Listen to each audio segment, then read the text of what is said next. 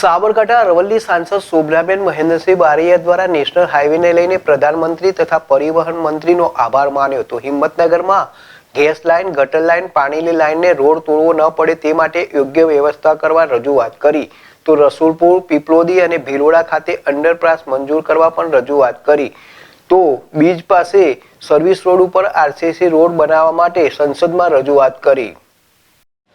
હાલ સંસદ ચાલુ હોય અને સાબરકાંઠા અરવલ્લી જિલ્લાના લોકોના વર્ષો જૂના પ્રશ્નો કે નવા પ્રશ્નો સમસ્યાઓને લઈને સાબરકાંઠા અરવલ્લી સંસદ શોભનાબેન મહેન્દ્રસિંહ બારૈયા એક પછી એક બોલે છગ્ગો મારીને રજૂઆત કરતા બંને જિલ્લાના લોકોના પ્રશ્નોલક્ષી રજૂઆતોને લઈને ખુશી જોવા મળી રહી છે।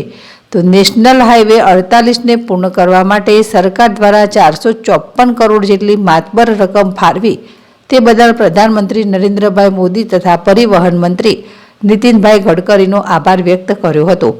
તો સાબરકાંઠા જિલ્લાના હિંમતનગર નગરપાલિકા વિસ્તારમાં નેશનલ હાઈવે 48માં પસાર થતી વીજ લાઇન, પાણી લાઇન, ગટર લાઇન, ગેસ લાઇન માટે વારંવાર રોડ તોડવો પડે છે અને સરકારના પૈસાનો દુરુપયોગ થતો હોય અને હાલ કામ ચાલુ હોય જે યોગ્ય રીતે વ્યવસ્થા કરવામાં આવે તેવી રજૂઆત કરવામાં આવી હતી।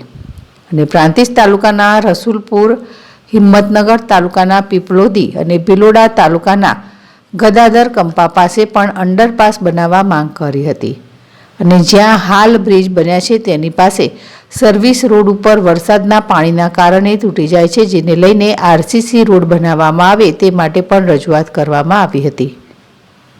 જિલ્લા ZSTV પ્રાંતિજ।